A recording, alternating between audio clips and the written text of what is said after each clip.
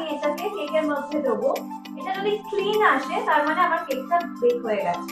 Hello বন্ধুরা, চলে এসেছি তোমাদের কাছে নতুন একটা ব্লগ নিয়ে। আজকে আমি একটা রান্নার ব্লগ নিয়ে চলে এসেছি। সামনেই আমার ছেলের জন্মদিন, তো ভাবলাম এবারে বাইরে থেকে কেকটা অর্ডার না করে বাড়িতেই কেকটা বানানো যাক। আর সেটাই কিরম ভাবে বানাচ্ছি, কি হবে না হবে সেটাই তোমাদের সাথে আজকে শেয়ার করব। প্রথমে দেখিয়ে দিই, আমি বাড়িতেই এই গুঁড়ো চিনিটা বানিয়েছি, যেটাকে বলা হয় ক্যাস্টর সুগার। সেটা কিছুই না, বাড়িতে যে সাধারণ চিনি আমরা রান্নায় ইউজ করি সেটাকে একবার মিক্সিতে গুলিয়ে দিচ্ছি। আমি যেহেতু একটা এগলেস কেক বানাচ্ছি, আমি এখানে ওই কিছুটা ক্যাস্টর সুগার আর এই ধরো 2-3 চামচ মতো টক দই নিয়ে ভালো করে ফেটিয়ে নিয়েছি। এবার এই ক্যাস্টর সুগার আর এই টক দইয়ের মিশ্রণটা ফ্লাফি করার জন্য আমি একটা হ্যান্ড ব্লেন্ডার ইউজ করেছি। এরপর আমি দিয়ে দিচ্ছি এর মধ্যে 100 গ্রাম মতো বাটার। প্রথমে আমি একটু এটাকে হুইস্ক করে নিচ্ছি, তারপর আবার হ্যান্ড ব্লেন্ডারের সাহায্যে আমি এটাকে মিক্স করে নেবো যাতে একটা ফ্লাফি টেক্সচার এসে যায়। এবারে আমি বাটারটাকেও ফ্লাফি করার জন্য মিক্সচারের সাথে আমি আবার হ্যান্ড ব্লেন্ডার ইউজ করছি। এবারে আমি এখানে একটু সাদা ময়দা নিয়ে নিয়েছি এবং এটাকে ভালো করে ছাঁকুনি দিয়ে ছেঁকে মিক্সচারটার সাথে মেশাবো যাতে কোনো লাম্পস না থেকে যায়, তার জন্য এই ছাঁকুনি দিয়ে ছেঁকে নেব। এবারে আমি কিছুটা কোকো পাউডার নিয়ে নিচ্ছি পরিমাণ মতো, যেহেতু আমি চকলেট কেক বানাচ্ছি, এবং এটাকেও ভালো করে ছাঁকুনির সাহায্যে ছেঁকে নেবো যাতে কোনো লাম্পস না থাকে। এবারে আমি ভালো করে এই মিক্সচারটাকে মিশিয়ে নেবো, কিন্তু খুব হালকা হাতে কাট অ্যান্ড ফোল্ড টেকনিকে। আমি একদম ভুলে গেছিলাম বেকিং পাউডার, যেটা কেকের মেন ইনগ্রেডিয়েন্ট। সেই জন্য আমি এবার এখানে বেকিং পাউডার আর বেকিং সোডাটা মিশিয়ে নিচ্ছি। এই গেল বেকিং পাউডার, এই গেল আমার বেকিং সোডা। এবার সব মিক্সচারটাকে আমি ভালো করে মিশিয়ে নেব। আমি এর মধ্যে একটু পরিমাণ মতো দুধ ঢেলে নিয়েছি, একবারে পুরোটা ঢালবো না, একটু করে ঢেলে আর একটু করে মেশাবো।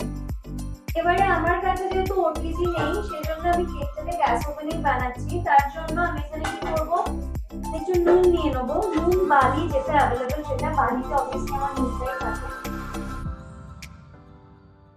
এর উপর আমি এবার একটা স্ট্যান্ড রাখবো। তোমাদের বাড়িতে এরকম স্ট্যান্ড না থাকলে বাটি উল্টো করতে পারো, আমার কাছে স্ট্যান্ডটা নিয়েছি। আর এর উপরে এই কভারটা দিয়ে দেবো, এটাকে আমি প্রি হিট করতে দেবো, মানে এখনই আমি কেকের বাটারটা দিচ্ছি না। এই কড়াটাকে গরম করানোর জন্য আমি এটাকে 10 মিনিট এরকম থেকে রেখে দেবো মিডিয়াম ফ্লেমে। এবার এখানে একটা কেক মোল্ড নিয়ে নিয়েছি আর তার মধ্যে একটা বাটার পেপার দিয়ে দিয়েছি। বাটার পেপারের মধ্যে আমি একটু বাটার ব্রাশ করে নিয়েছি যাতে কেকটা স্টিক না করে যায়। এর মধ্যে আমি এবার ব্যাটারটা দিয়ে দেবো। এবারে খুব সাবধানে আমি কেকের মোল্ডটা এখানে পেস্ট করে দেবো আর এটাকে চাপা দিয়ে দেবো।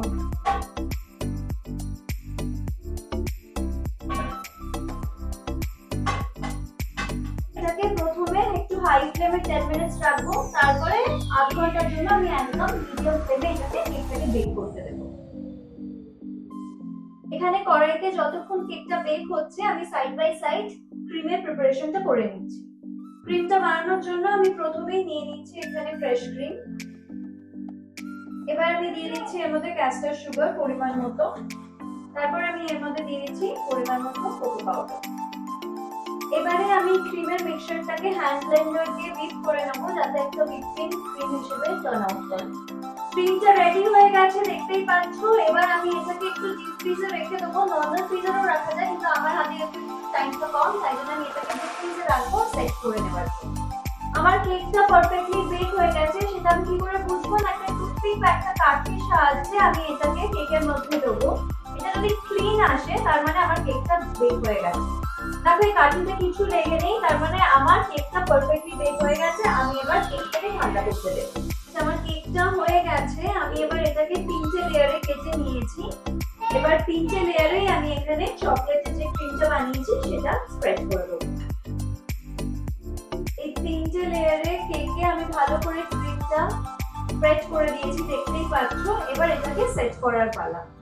কেকের যে 3টে লেয়ারে আমরা ভালো করে ক্রিমটা স্প্রেড করে নিয়েছি, এবারে এটাকে খানিকক্ষণ ফ্রিজে রাখবো, 1 ঘন্টা কি 2 ঘন্টা, যাতে ভালো করে ক্রিমটা কেকের সাথে বাইন্ড হয়ে যায়।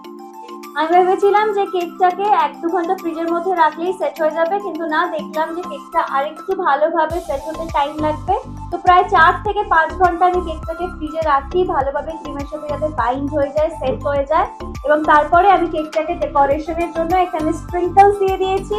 আর এই হচ্ছে আমার কেকের ফাইনাল লুক। তো বন্ধুরা, আমার এই কেক বানানোর রেসিপিটা যদি তোমাদের ভালো লেগে থাকে তাহলে তোমরাও বাড়িতে এইভাবে কেক বানিয়ে দেখতে পারো। আর ভবিষ্যতে আরো এরকম ব্লগ পেতে গেলে চ্যানেলটাকে লাইক ও সাবস্ক্রাইব করে দিও।